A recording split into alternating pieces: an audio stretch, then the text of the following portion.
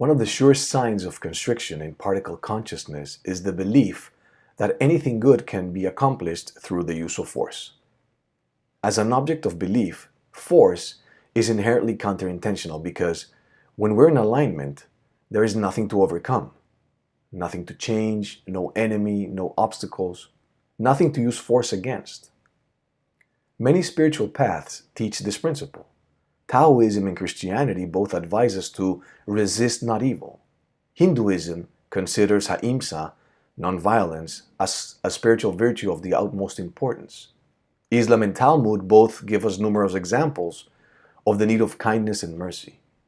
Buddhism stresses compassion for all sentient beings without regard of one's personal interest. In field theory terms, a belief in and subsequent use of force produce unpredictable, unstable, and disappointing results in both the inner and the outer world because of an inherent contradiction. It makes no sense to believe in the power of using force unless one is simultaneously believing in the power of that against which the force is being used. We don't use force during the creative act of deliberate intending. This is why, unlike other consciousness as cause models, field theory instructs us not to concentrate, focus, visualize, etc.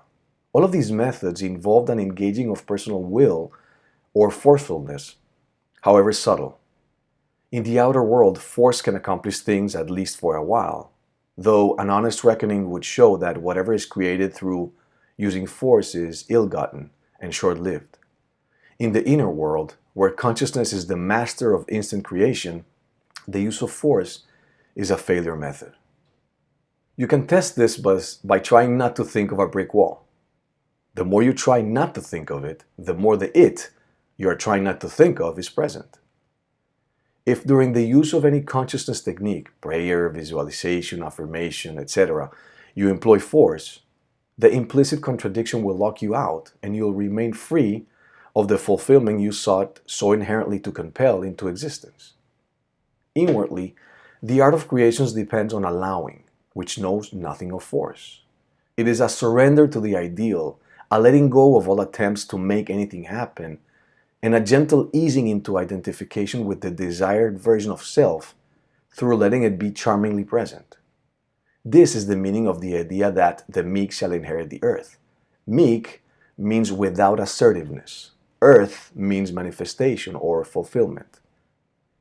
Are you willing to stop running around the world trying to find a way to make your dream come true and instead, by resting in the feeling of fulfillment, gently and patiently let your dream find you? Why not make the great experiment?